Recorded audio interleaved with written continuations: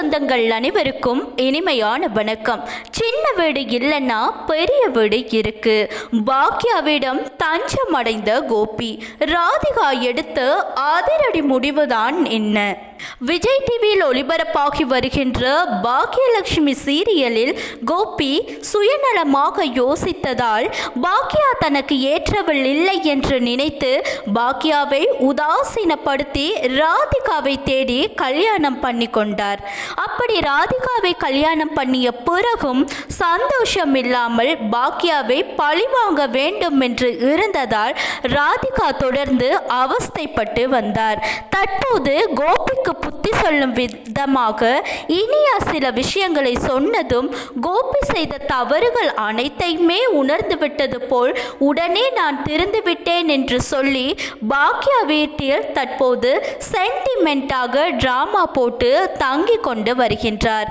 இவருக்கு துணையாக ஈஸ்வரி, செழியன் மற்றும் இனியாவும் இருக்கின்றார்கள்.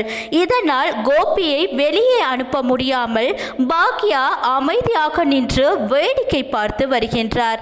ஆனால் ராதிகாவின் நிலைமைதான் ரொம்பவே பாவமாக இருக்கின்றது.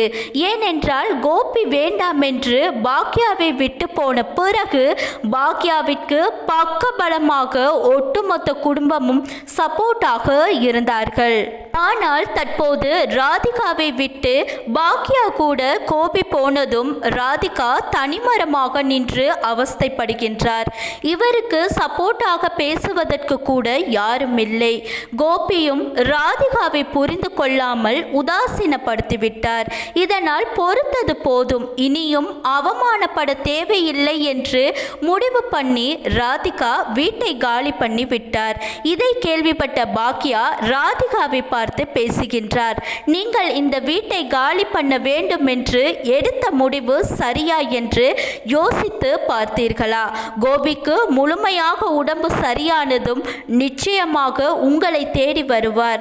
அதுவரை பொறுமையாக இருங்க என்று பாக்யா அட்வைஸ் பண்ணுகின்றார். ஆனால் ராதிகா நான் எடுத்த முடிவில் உறுதியாக இருக்கின்றேன் என்று கோபியை விட்டு போக துணிந்து விட்டார். அடுத்ததாக பாக்யாவை சந்தித்த ராதிகா, கோபி உங்களை வேண்டாம் என்று விவாகரத்து பண்ணும் போது நீங்களும் ரொம்பவே கஷ்டப்பட்டு இருப்பீங்களா என்று கேட்டார். அதற்கு பாக்யா, நிச்சயமாக இல்லை. அவர் என்னை விட்டு போன பிறகு நான் யார் என்று எனக்கு அப்போதுதான் தெரிந்தது.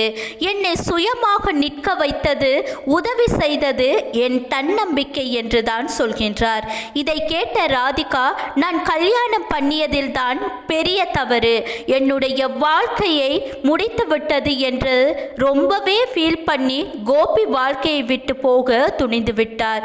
இதுதான் கோபிக்கு கொடுக்கும் பெரும் தண்டனையாக ராதிகா நினைக்கின்றார்.